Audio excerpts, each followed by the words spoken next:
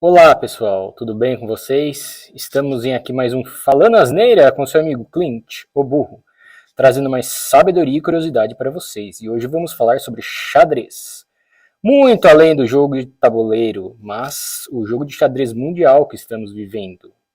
As peças já estão todas dispostas no tabuleiro geopolítico mundial, seja com os países europeus, asiáticos, as grandes potências nucleares e econômicas já estão divididas. De um lado, em minha humilde perspectiva, temos Estados Unidos e OTAN. Saiu ao contrário, porque estou gravando com a câmera ao contrário. A câmera é frontal, para eu poder me ver.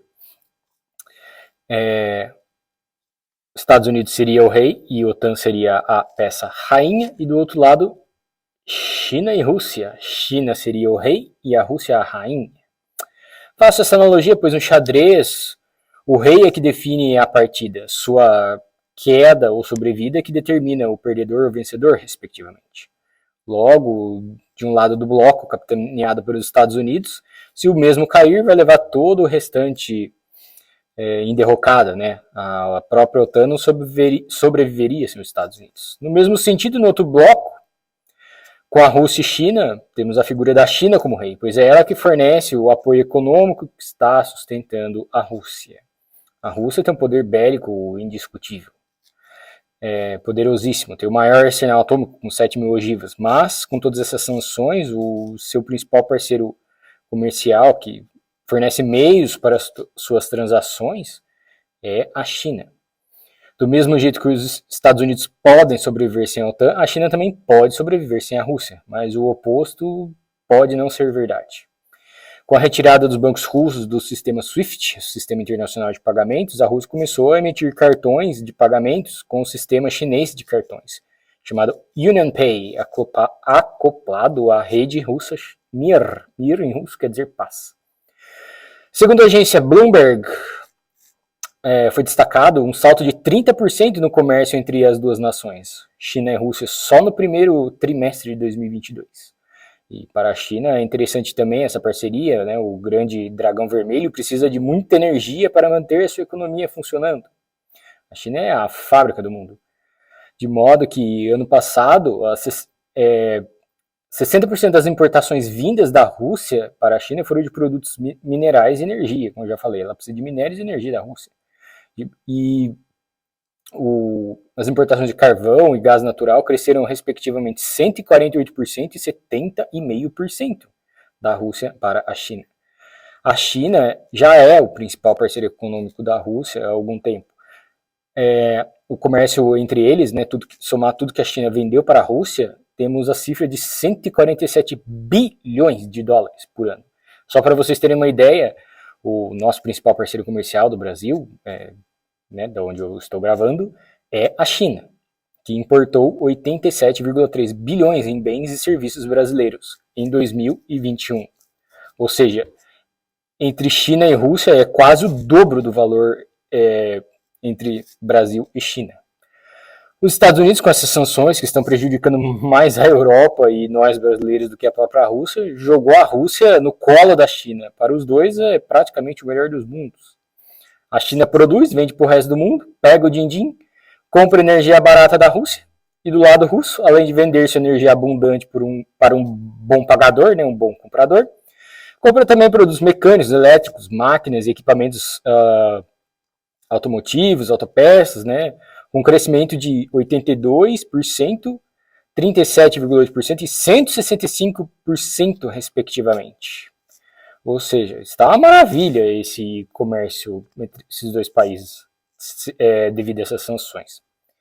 E para mim, esse novo lockdown do Grande Dragão Vermelho, por causa de novos casos do bichinho, é tudo mais um movimento, né, nessas peças de xadrez, nessa geopolítica, né, essa guerra econômica. Só para estourar mais ainda a inflação pela escassez de produtos para os Estados Unidos e o resto do Ocidente. Ou vocês acreditam que lá está explodindo de casos de novo, morrendo 1.000 pessoas a cada 15 minutos? Eles não têm a vacina lá? Ou a vacina é só para aplicar nos brasileiros? Só serviu aqui pra gente. E o Bidezão? O Bidezão foi lá visitar Taiwan, que é o antigo sonho chinês, né? Recuperar essa ilha para compor seu território. E diz que os Estados Unidos têm a capacidade de lutar contra a Rússia e China ao mesmo tempo. Tem sim. O cara tá totalmente esclerosado. Eu não sei nem porque eu perco meu tempo olhando, vendo as entrevistas dele, né? Mas é bom pra gente dar um pouco de risada, né? Tipo, o Dilma.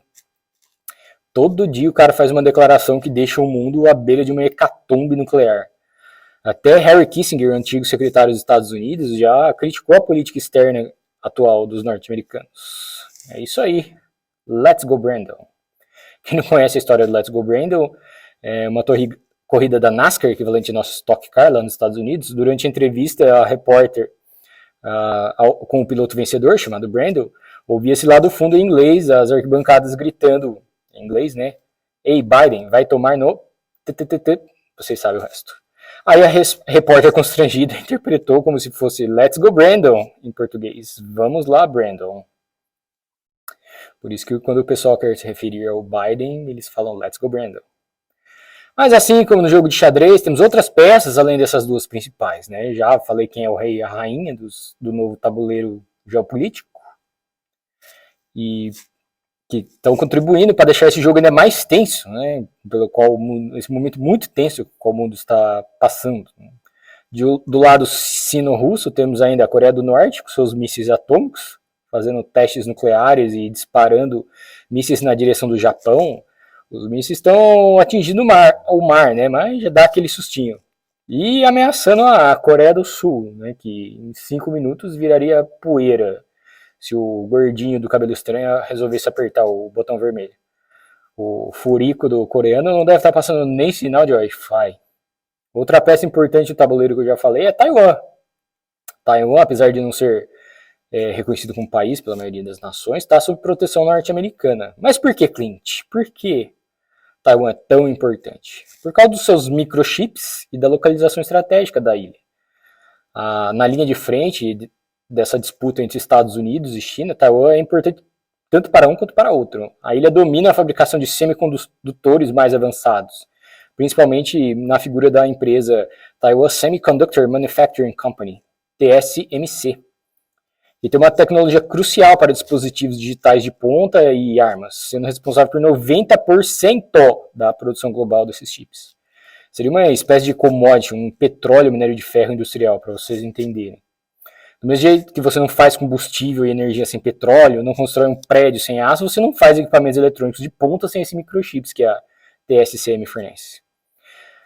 E Washington, cada dia mais preocupado com a dependência norte-americana pelos chips dessa ilha. Inclusive, eles já convidaram eles a abrir uma fábrica nos Estados Unidos que ficaria mais longe do território chinês, caso de uma eventual invasão ou ataque chinês à ilha de Taiwan. Essa é a grande preocupação de Washington, né, que Pequim tente obter o controle da ilha e assuma o controle, né, dessa produção de semicondutores de Taiwan. Mas Pequim também é muito dependente de Taiwan por causa desses chips. 60% da exportação dos chips taiwaneses vão para Pequim, né? Pequim, China, né? E quase metade das exportações de Taiwan foram de semicondutores para a China, né? A China compra 60% de Taiwan e de tudo que dos seus chips de Taiwan, e tudo que Taiwan produz, 50% vai para a China, para vocês entenderem. Do ponto de vista geoestratégico, como eu falei, Taiwan é uma espécie de barreira, né? A gente tem aqui a China e Taiwan é uma ilha mais ou menos assim, em formato semilunar, né? Então faz uma barreira para o litoral chinês, para o Oceano Pacífico. Pode servir tanto como uma base para atacar a China, se abrigar soldados norte-americanos, por exemplo, como uma base para a China atacar outros países do Pacífico, como Filipinas ao sul ou Japão ao norte. Outro dia, a China também afirmou que ia construir uma base nas Ilhas Salomão, que fica mais ao sudeste da Ásia, né? Já é Oceania, na verdade, né? Mas no mapa fica mais a sudeste. que também serviria de base para reparação e abastecimento de navios chineses em uma eventual guerra contra a Austrália ou para um ataque à costa oeste dos Estados Unidos. Os Estados Unidos, lógico, não gostaram nem um pouco dessa ideia. Afinal, só o Império pode ter 742 bases em territórios extra-americanos. Os outros países não podem. Outras peças do tabuleiro sino-russo são os países localizados no Oriente Médio, Síria e Irã, que inclusive está há semanas de ter uma bomba atômica, né, de acordo com vários analistas, não são palavras minhas. Irã, que não tem, aliás, boas relações, nenhuma relação com os principais parceiros dos Estados Unidos no Oriente Médio, né, Israel e Arábia Saudita, eles também não se dão bem com os saudistas. Os israelenses estão de cabelo em pé. Por isso, todo dia, o Mossad, o Serviço Secreto de Israel, mata um cientista iraniano. Acho que atualmente essa é a profissão mais insalubre e perigosa do mundo. Ser um físico nuclear do Irã. Todo dia morre um assassinato. Israel, para vocês terem ideia, tem o tamanho do estado de Sergipe, o menor dos estados brasileiros, sendo que 80% é deserto.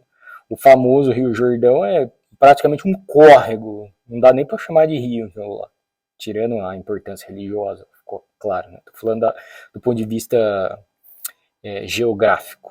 Imagina uma bomba nuclear lá, contamina o país inteiro. O que não é deserto viraria deserto nuclear. A Síria, parceiro da Rússia, tem seus portos abertos para navios russos que vêm do Mar Negro para atracarem lá, né? Um porto no Mediterrâneo para navios russos. E durante a Guerra Civil Síria, apesar dos Estados Unidos apoiarem os rebeldes que tentaram derrubar o regime do ditador Bashar al-Assad, a Rússia deu suporte militar para mantê-lo no poder. Inclusive, o atual comandante das forças russas na Ucrânia, o general Alexander Vladimirovich Dvornikov, foi o comandante das forças russas lá na Síria. Inclusive, ele ganhou o singelo apelido de açougueiro da Síria depois dessa guerra civil. O cara senta o tiro e bomba mesmo, sem dó nem piedade. E a Síria tem outra importância geográfica, pois qualquer gasoduto ou oleoduto que venha a ser construído ligando o Oriente Médio, lá, Kuwait, Arábia Saudita, Catar, Emirados Árabes, ele teria que passar pelo território sírio ou iraniano. Com certeza não vão deixar esses gasodutos passarem, né? Até chegar na Turquia, da Turquia eles iriam para os outros países da Europa. Bielorrússia também é outra peça no tabuleiro do lado sino-russo, né? É um estado que apoia explicitamente a Rússia e está sofrendo com as mesmas sanções que a Rússia sofre. E que tem fronteira com a Polônia e Ucrânia. Através do seu território poderia abrir uma nova frente de batalha contra a Ucrânia. E do lado dos Estados Unidos, OTAN, temos as peças dos tabuleiros na Ásia, Japão e Coreia do Sul, antigos aliados. Na Oceania, Austrália e Nova Zelândia. Na Europa, todos os países membros da OTAN, todos mandando armas e dinheiro para a Ucrânia. Temos aqueles países ditos neutros, ou que estão tentando manter aparências de neutro, né? Israel, que apesar de ser aliado histórico dos Estados Unidos, está se limitando a mandar ajuda médica e humanitária para a Ucrânia, pelo menos é o que eles divulgam, e proibiu o fornecimento de seus mísseis por parte da Alemanha para a Ucrânia. Eles não querem ficar provocando contra a Rússia, afinal, imagina a Rússia abrindo a torneira de venda de mísseis para os países do Oriente Médio, fornecendo armas para a Síria, ajudando o Irã a desenvolver sua bomba nuclear, e para Israel seria o caos, né? Seria a morte. E o mais importante para mim, a principal peça que pode desequilibrar esse conflito é a Turquia. Turquia, que além de ser geograficamente muito estratégico, pois é a porta de entrada do Oriente para a Europa, tem o Erdogan, como Recep Tayyip Erdogan, como presidente, que vetou a entrada de Finlândia e Suécia na OTAN. Erdogan joga para os dois lados na maior cara de pau, ele nem disfarça, né? Ele vetou a entrada da Finlândia e Suécia na OTAN, porque para um novo país se tornar membro da OTAN tem que ser unânime a aprovação dos outros países. Do mesmo jeito que ele vetou, ele vende drones para a Ucrânia, compra armamentos russos. A Turquia está recebendo também os iates dos bilionários russos, é um porto seguro para os que antes eles estavam sendo confiscados nos portos de França, Espanha. Então eles estão parando seus barquinhos, humildes barquinhos lá nos portos turcos. O Erdogan já fez uma série de exigências para aprovar a entrada de Finlândia e Suécia na OTAN, sendo inclusive ameaçado de expulsão pelos Estados Unidos. Se os Estados Unidos fizer isso, vai ser outro tiro no próprio pé, né? Além dos outros que eles já estão fazendo com essas sanções.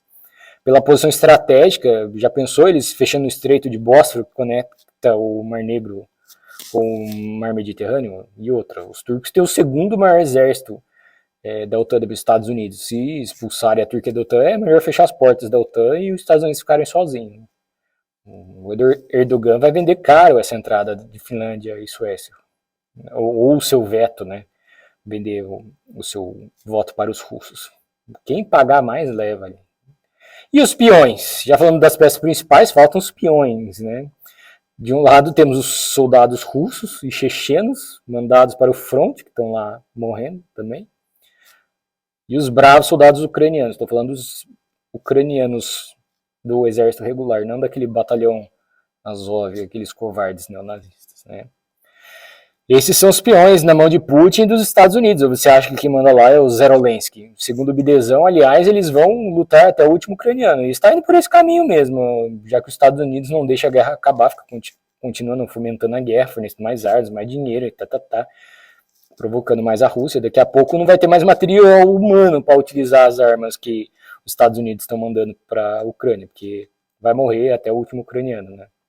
Pobre povo ucraniano, né, servindo de joguete na mão desse pessoal da OTAN e no meio desses bombardeios da Rússia. É a guerra da fake news, pessoal. Acho que só o divino Tribunal Federal, na figura do tio Chico, pode resolver isso aí. Manda prender o Bidezão, manda prender o Putin, acaba com as fake news, acaba com a guerra. Só fake news, abre aspas. A munição da Rússia só duraria 3 dias, estamos indo para o 100º dia de guerra, né? A Rússia está sem gasolina. O país tem a segunda maior reserva de petróleo e está ficando sem gasolina. Tá sim, realmente. O diesel no Brasil que está correndo risco de racionamento, a gente que tem bastante. Não temos problema de combustível, tem combustível sobrando. Lá na Rússia que eles estão perdidos. A Rússia perdeu 5 mil aviões, 4 mil tanques, 3 mil helicópteros. O exército ucraniano está cercando o Kremlin. A Rússia está convocando reservistas. E do lado russo, né, a Rússia afirma que perdeu 3 soldados só, que os ucranianos amam eles. É a guerra das fake news. Coitado dos peões desse tabuleiro. Já falei, coitado do povo ucraniano. Esse aí que tá pagando pato. E vamos terminando o vídeo, pessoal. Lembre-se, nesta vida somos todos reis ou peões, imperadores ou tolos. Frase de Napoleão Bonaparte. O que isso quer dizer? Que ora somos reis, estamos por cima, ora estamos por baixo, somos peões. Então não se esqueçam disso. E também temos o provérbio italiano: no fim do jogo, o rei e o peão todos voltam para a mesma caixa. Tanto os reis, aquele pessoal que manda, quanto os peões, né, vão morrer, vão para a mesma caixa, vão para o mesmo lugar. Se não quiserem prestar atenção nessas frases ou não acreditar em mim, lembre-se da ex-presidente Dilma. Eu não acho, nessa situação, né, nesse xadrez geopolítico que a gente está jogando, eu não acho que quem ganhar ou quem perder, nem quem ganhar, nem quem perder, vai ganhar ou perder. Vai todo mundo perder. Tem um clipe de uma música do Iron Maiden, chama Writing on the Wall. Se você não gostar do som, só coloca no mudo e assiste o vídeo, que eles falam, eles mostram um futuro apocalíptico, né, pós-nuclear, onde Estados Unidos, Inglaterra, China, e agora a gente pode acrescentar a Rússia, destruíram o planeta e depois vem digamos, um messias para salvar a humanidade, né? Estamos à beira de um colapso, pessoas, de uma guerra nuclear, acho que mais até do que na crise dos mísseis em Cuba. Bom, pessoal, por hoje é só. Um grande abraço, bom final de semana e tchau!